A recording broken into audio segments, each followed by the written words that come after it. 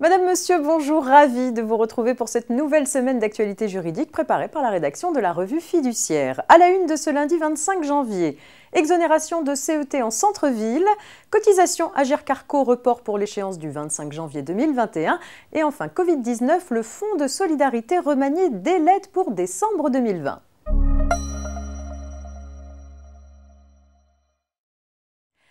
Afin de favoriser la renaissance des centres-villes, une exonération totale ou partielle de cotisation foncière des entreprises, la CFE, et de cotisation sur la valeur ajoutée, la CVAE, peut être accordée de manière facultative. Cette exonération vise les établissements exerçant une activité commerciale ou artisanale et implantée dans une commune classée en zone de revitalisation des centres-villes, dite ZRCV. Elle est susceptible d'être accordée pour les impositions établies au titre des années 2020 à 2023 sur délibération de la commune prise avant le 1er octobre pour être applicable l'année suivante. La liste des communes classées en ZRCV a été fixée dans le cadre d'un arrêté récent. Elle prend effet le 1er janvier 2021.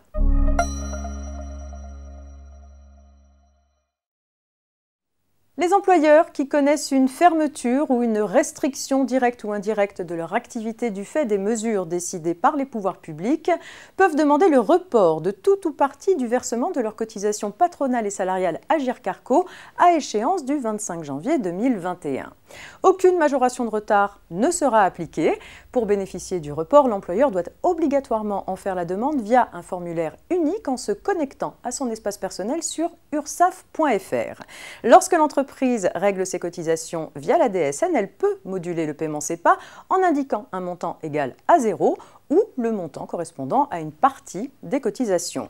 En cas de règlement hors DSN, l'employeur peut adapter le montant de son règlement selon son besoin, voire ne pas effectuer de paiement. Mais attention, l'Agirc-Arrco pourra contacter l'employeur et lui demander de justifier la demande de report. Si celle-ci n'est pas justifiée, elle sera refusée. L'institution rappelle également qu'il est impératif de déclarer et donc de transmettre la déclaration sociale nominative selon les échéances de dépôt habituelles.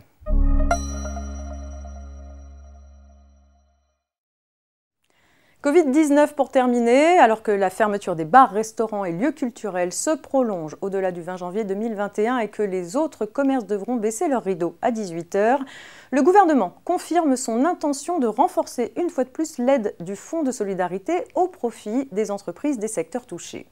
Le Fonds de solidarité serait donc maintenu tant que les entreprises subissent des restrictions sanitaires. Quant aux adaptations évoquées par le ministre de l'Économie, deux s'appliqueraient aux demandes des entreprises au titre du mois de décembre 2020. C'est le cas pour la prise en compte du chiffre d'affaires généré par la vente à distance et à emporter pour les entreprises fermées.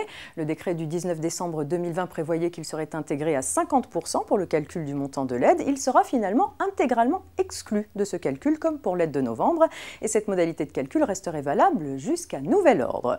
Autre modification applicable dès l'aide versée au titre de décembre 2020, le déplafonnement de l'aide destinée aux entreprises des secteurs dits connexes perdant au moins 70% de leur chiffre d'affaires.